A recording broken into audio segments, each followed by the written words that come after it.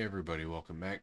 um, just gonna apologize up front. I'm gonna sound pretty nasally and pretty gruff. I'm very sick. Hopefully we'll be getting over this pretty soon. Kind of a bummer. It always seems that way. You take vacation and you get sick, you get sick. So here we are. But I had a guy reach out in the comments and ask me to do a video on Yumeko.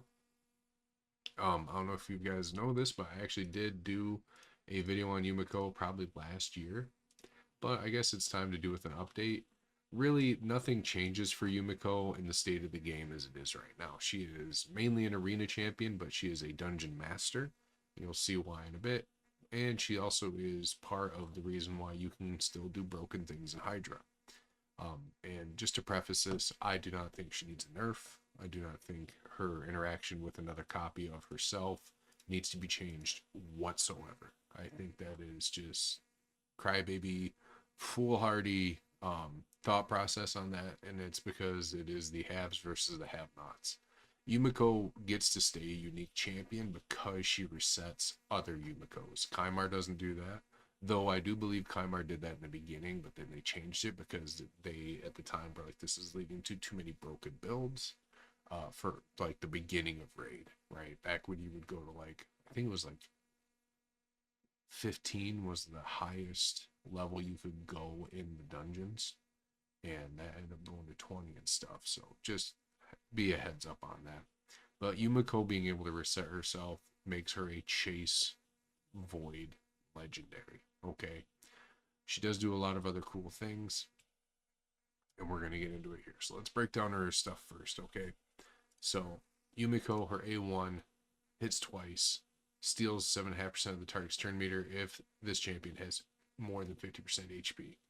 Each hit heals this champion by 30% of the damage inflicted if they have less. Okay. Books in this only increase their damage. It doesn't increase the turn meter still, so it's not worth it in my opinion. Destiny's Mirror. Okay.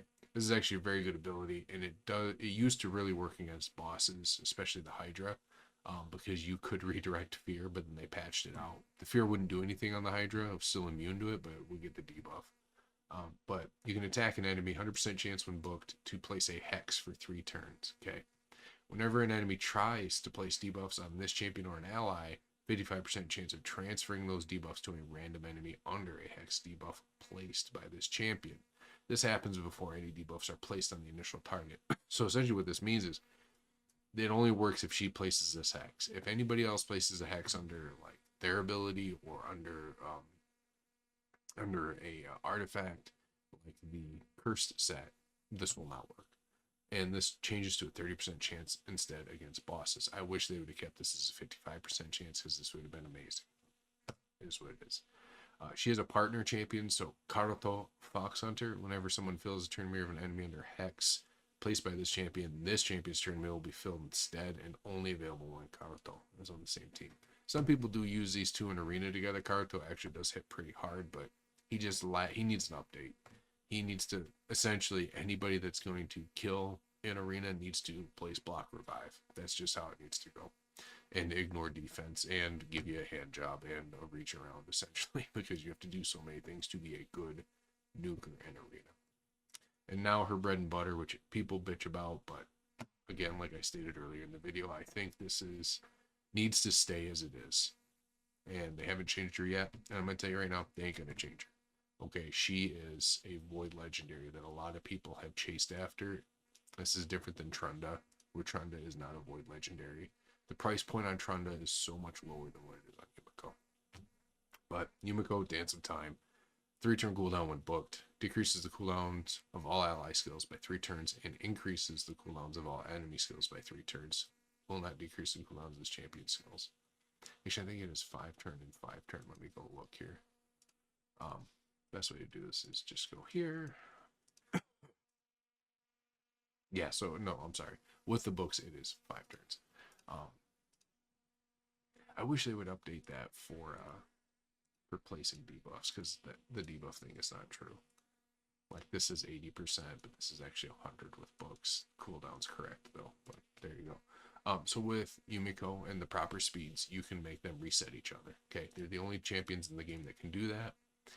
Champions that cannot do that have a similar thing are the new one, the Lizard, which here's also why I think they're never going to change this, and it is because they made this new champion, Fighty, right? And they say it's a girl. I guess I don't think it is. And he got no tits. But anyways, Fighty has Sky Mirage. Okay, does the same thing. Decreases by 3 turns. Cooldown cannot be decreased by other cooldown decreasing effects. And that is because Plarium knows that they cannot change Yumeko at this point because she's gone on too long doing what she does. And you can't use 2 of them in live arena either. And you can't, you'll never see anybody use 2 of those champions in arena. So Fighty is essentially the updated version of Yumeko to the point where you cannot like use 2 of them to do this or anybody else. Okay. So just a thought process on that. Fighty, though, even though Fighty can't do that, it's still an amazing champion. And then she has a passive, which this is why you do not need like immunity. Stone Skin wouldn't be bad on her, but I don't think you need it because she has built-in protection. But she puts a perfect veil on herself for 2 turns at the start of each round. She is immune to all debuffs if she is under Veil or Perfect Veil. Whenever a Veil or Perfect Veil is placed on an enemy, it has a 75% chance of stealing it, and this happens before the buff is placed. This is only available when Karuto Fox Hunter is on the team. She has an aura in all battles at 60. Okay, pretty solid. And then I put her under Intimidating Presence. I did have her under Polymorph, but with all the nerfs that keep happening to Polymorph, and even the essential power creep of gear, I guess is the best way to put it, which is kind of like an aside of, like a nerf that is intentional to Polymorph because it still dominates arena, even with all the things that are happening to it with Stone Skin, Feral, Pinpoint, all that stuff. Intimidating Presence is just a better way to go, in my opinion, until you get to her to 6-star. Then if you get her to 6-star, I would recommend changing this to Polymorph. Okay. That's just my opinion. I do take my advice from people that are better at arena than I, and I do have quite a few of them in my clan, so I'm always reaching out to them and asking them their opinion. Let's go to this here. This is her masteries. She is strictly for arena, but I do use her in other places like dungeons and Hydra.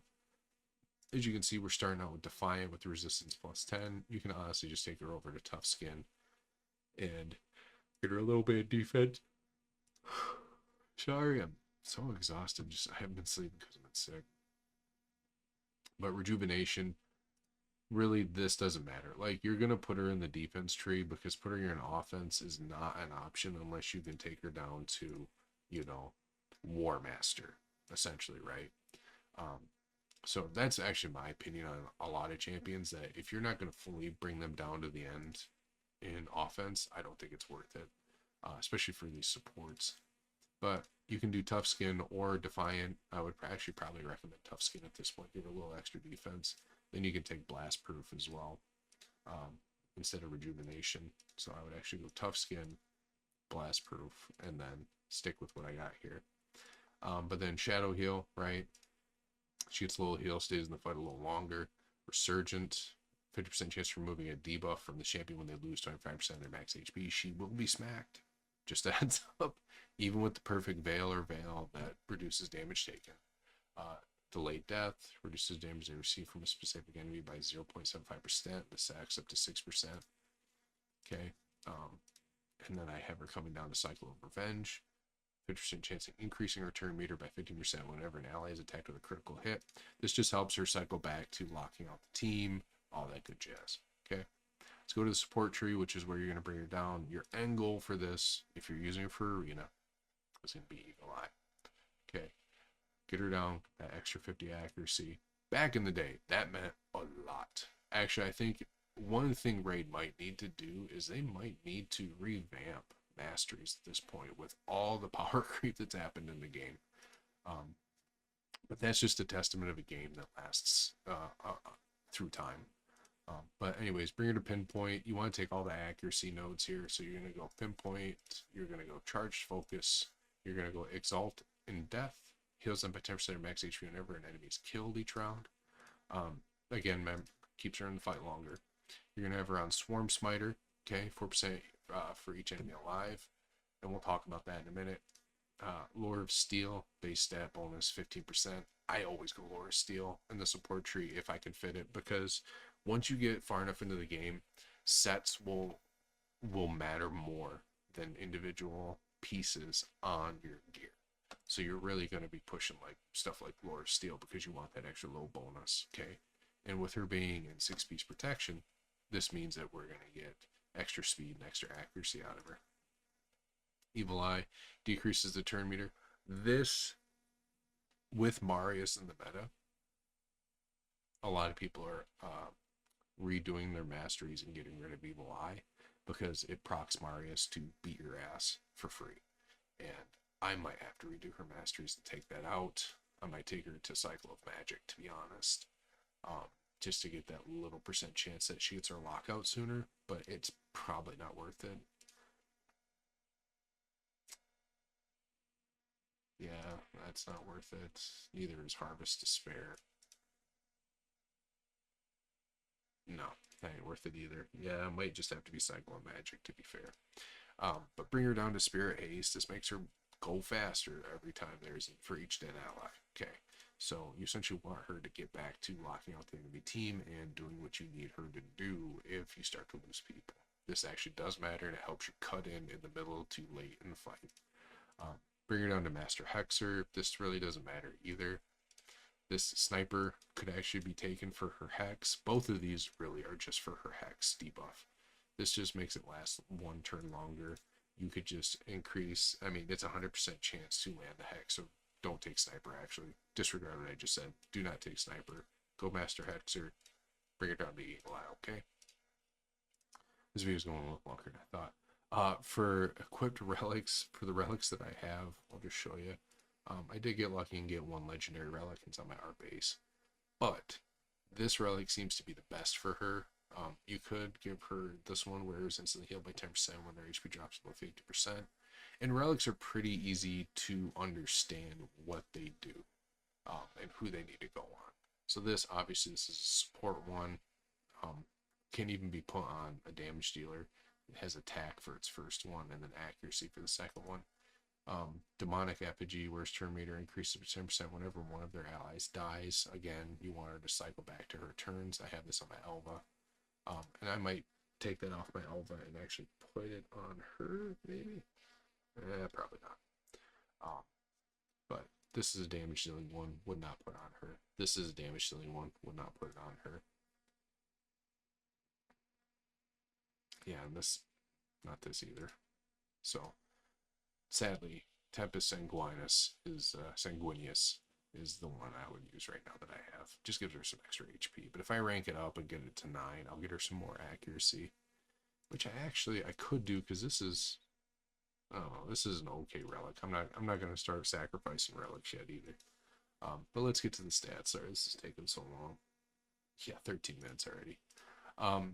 These are her total stats right now. 60,000 HP, 3.8k defense, 357 speed, and 724 accuracy. I'm actually very proud of this, but there are better, more nasty Yumekos out there in the world, and mine is pretty mid. Speed is very, what I would consider amazing, but it's not. I know a lot of people that make her the fastest champion on the team, and they'll just run her at 400 plus speed. This will be the same accuracy, and they'll just punch holes in your soul, man. I can even show you the individual gear pieces. I just hit this morning, getting a +8 on my quad roll on this perception piece. This is an amazing piece here.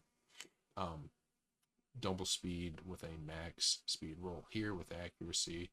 Speed and accuracy are key to this build. Speed and accuracy. Speed, accuracy, and I rolled accuracy. And I would recommend only trying to get accuracy on accuracy chest pieces for her that have speed, okay? And also only rolling up speed boots with speed and accuracy substats, okay? And then on the banner, again, you want an accuracy banner, roll it for accuracy, and then do speed substats, okay? For the amulet, try to get the amulet that is going to have the most accuracy. Look at that, nice 12. It's going to have the most accuracy out of all your pieces, okay? I have her in reaction, and reaction is pretty much a dead is pretty much a dead thing now because of Stone Skin. Stone Skin's just better, period. Um, the only thing reaction will save you from is a Georgian, but you already better be in Stone Skin and plus have reaction gear. So that's just how that is. But when you have to ascend gear, you only need to ascend the chest piece, the boots, and the banner. These three are the only three that need ascending because the most important stats to Yumeko are speed and accuracy, okay? So that's how I have her set. Let's go to the arena and just do some fun matches here. Let me see how many. I got 3 tokens there. I'll just show you the team I typically run her in. So here we go. Here's a good team. And this is the team I usually run her in. So we have Arbiter, Yumeko, I have Ancora, and Narcissus. This is the team I always run. Usually when I'm farming regular arena. So we'll take it off auto. We'll hit the start. We should be going first. Ooh, close. We almost got outsped. They cannot cut in because of how we are speed tuned here with Yumeko and Arbiter. But with gear like Supersonic, they can cut in and we can get screwed over. But Supersonic isn't good enough to cut in when we're this close together in speed. We'll lock out. Boom. Everybody's locked out. We're gonna give a turn meter boost, a little fun stuff there, and then we're just gonna come in and slap. Okay. Now we do need to be people shit on Frawley, but Frawley will make your day really bad. That's all I'm gonna tell you. She plays the Hex. And it's really good to place Hex when you're going up against a Siphi. You can put it on the Siphi, or if they have a Marius and a Siphi, because those two are usually together in conjunction. I like to put it on the Marius because Siphi will sleep her own Marius usually with the redirection. We'll come in, we'll kill the Siphi, get that extra turn, and we'll kill the Kaja. Oh, nope, didn't get her. That's okay. Push that turn meter back with Yumeko, and we get a little extra turn meter push back with her relic. And Frawley does not like Arbiter. She's about to die. And she brought her back to life. That's okay because we're going to kill everybody. Boom. And that is essentially what you do with Yumeko in arena. Okay. Now, I essentially can show you the team I'm running in Hydra. Be warned, the stats are not going to be the same because I have updated the stats. But I am running this nasty little combo here for Hydra. And what the team does is I actually swap gear off of Yumeko for Hydra to make her slower. But I run her in conjunction with Lamasu. Okay, so how this works is, let's get Lamasu up so I can show you. So you know Yumeko, right? She resets everybody by 3 turns.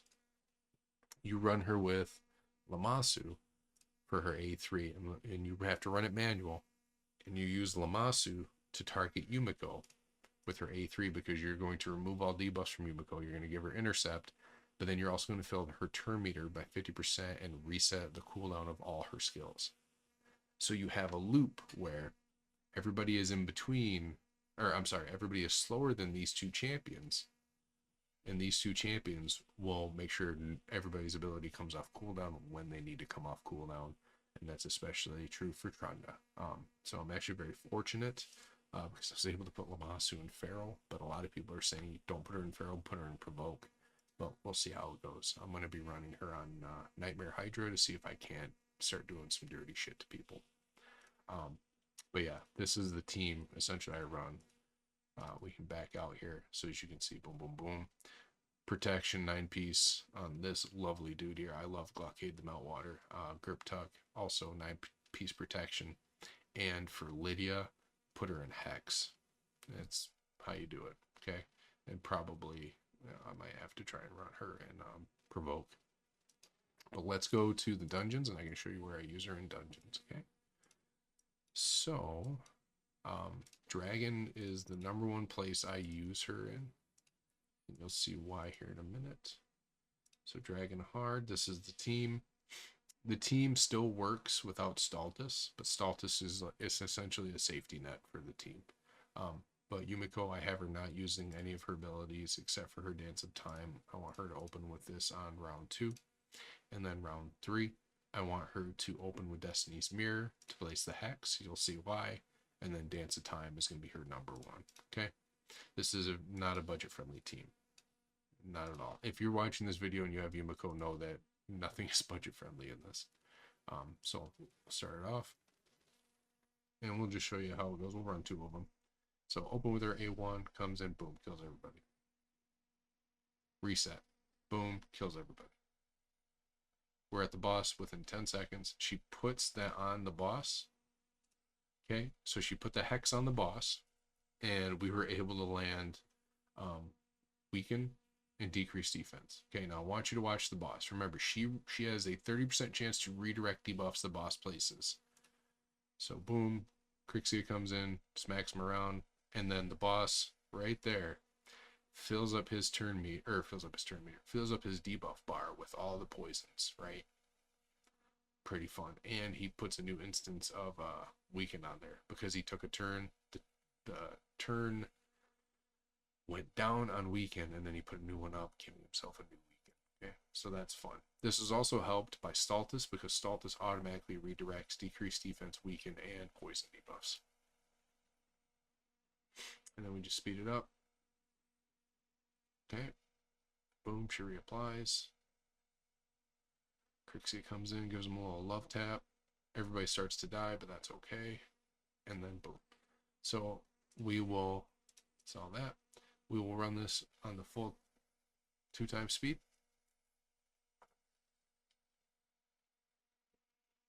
And the reason you run Ghostborn is because his decreased defense cannot be resisted.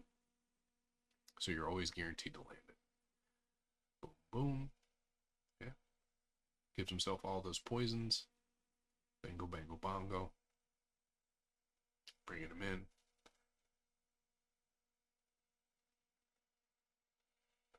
Boom. There you go. 32 seconds, 26 turns. I don't know how I got the 19 turn one, but I'm not going to argue. This is where I use Yumeko here. And then I do monkey around with her with Hard Golem. So I can show you my Hard Golem team. I'm actually going to be changing this team, but this is my Ice Golem Hard. Okay.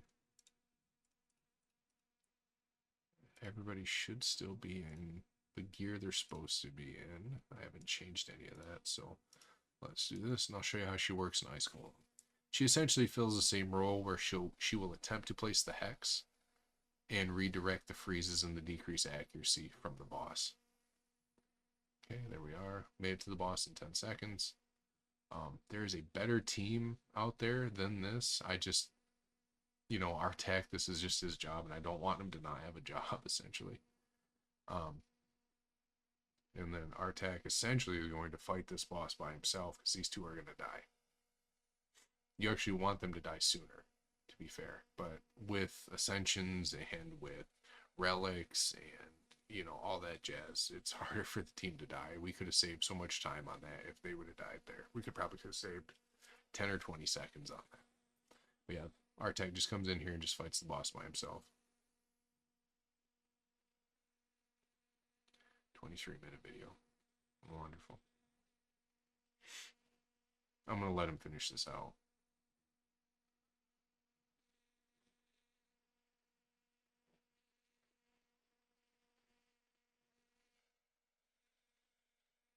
Yeah, the different team to this, and you would still use Yumeko on that team for reset, is you would use Marius and a Crisia and like a Man-Eater, and the Man-Eater would essentially be second.